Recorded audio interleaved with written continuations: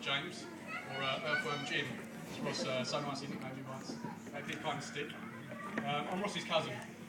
We'll give him a speech. I'd like to say how wonderful you look, Christy. You look absolutely gorgeous today. Really do. Fantastic. Thank you. Thank you. Ross, you look really worried. I'm sure you'll be fine. You will be fine.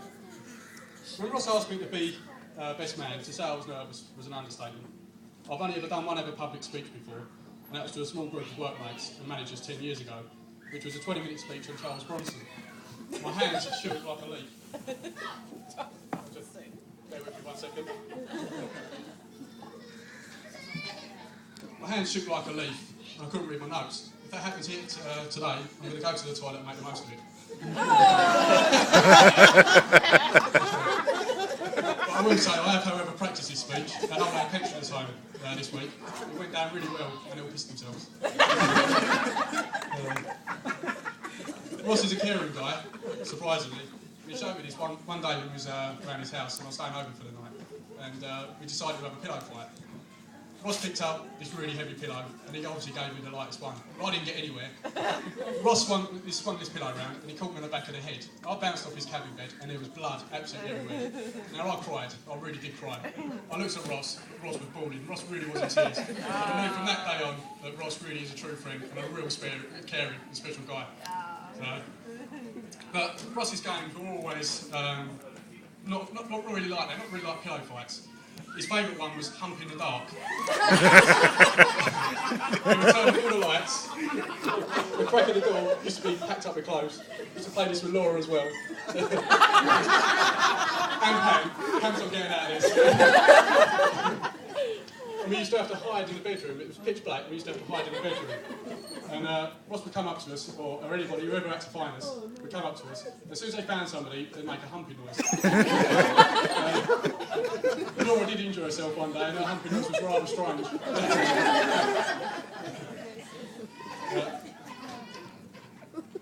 I'm going to get on to Ross and Ross's love for food, as we all know. He does have a fantastic appetite for food, especially sausages and ginsters pies.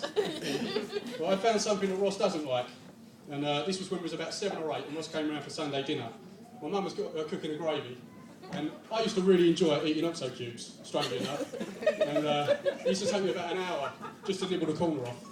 And Ross saw me eating one and decided that he wanted one. So Ross being Ross, didn't nibble at the corner or lick at the Oxo cube. He put the whole thing in his mouth. Now, I'm not sure if it's a flavour that he didn't like, Ross, or it's the fact that gravy poured out of his mouth every time he gagged. Have you eaten one since? No, mate. Yeah. There's a bag of them over there. Now, my first memory of Ross getting in trouble for sex was when Ross was 6 years old, and this happened on the playground at school. Is no lie. But it was the last day of term. We all took ball games in and stuff like that. It should have been a really fun day. And Ross found a marker pen out on the playground and decided to write the word sex on the wall. Now, I looked at Ross doing this, so I thought Ross was trying to spell his age. I was going to go over and say Ross is spelt with an I. I realised the word obviously meant something else by the look on the dinner lady's face. And Ross got in a lot of trouble, and she said he'd have to go and give a verbal explanation to the teacher. Ross didn't know what verbal was, so he gave an oral explanation instead. When Ross came back to the classroom, he spent the rest of the day crying behind his game of buckaroo that he'd brought in.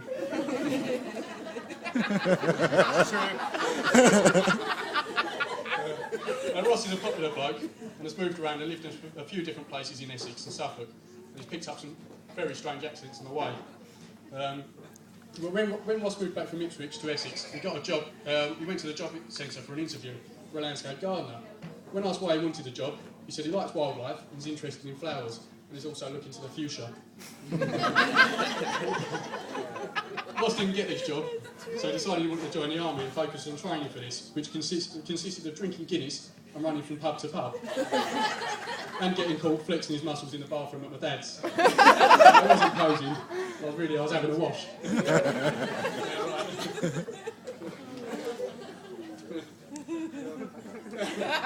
Go and lie to me, Ross. When Ross got his start date, he had a minor setback when me and Ross went to Southend with a few friends for an all-day drinking session.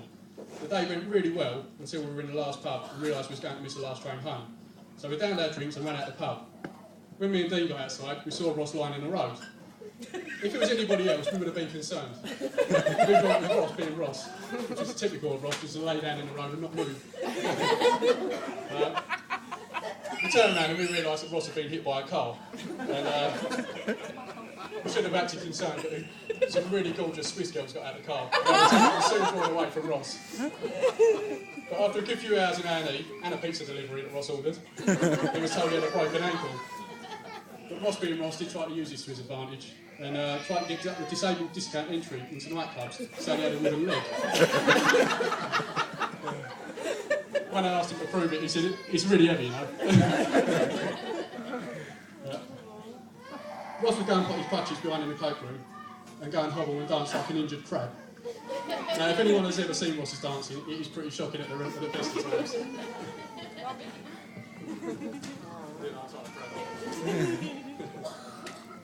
Now, I could talk all night about Ross's drunken antics, like projectile vomiting on the back of a German's head and then passing out in a cleaning cupboard.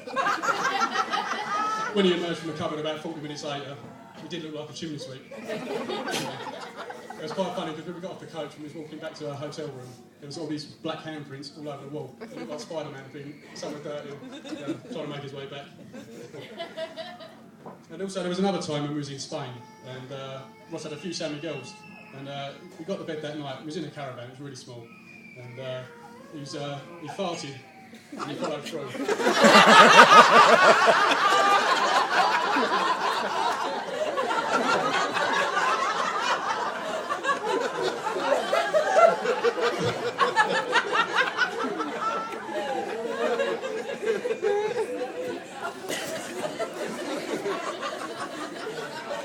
It smelled that bad, it nearly made my dad sick.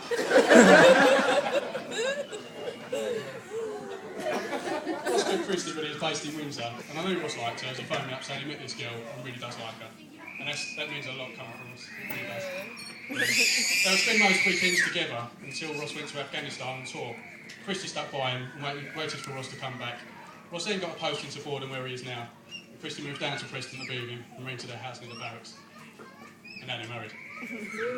Now, I believe I meant to say stuff about Christy. Oh,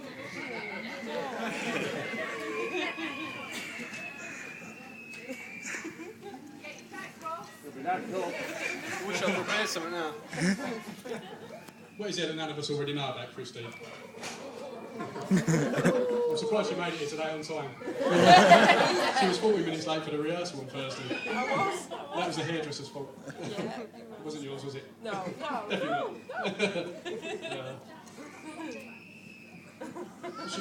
Christy lives on Facebook. She loves cheese. And her favourite line is, am I right?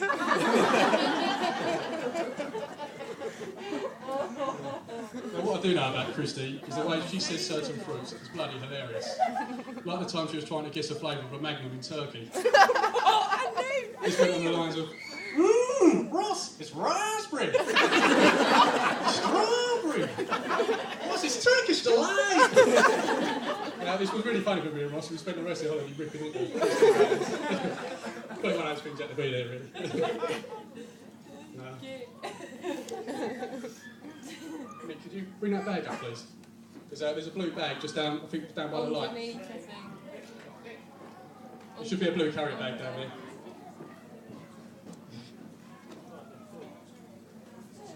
There's two. There's a blue base carrier bag. That's it, Laura.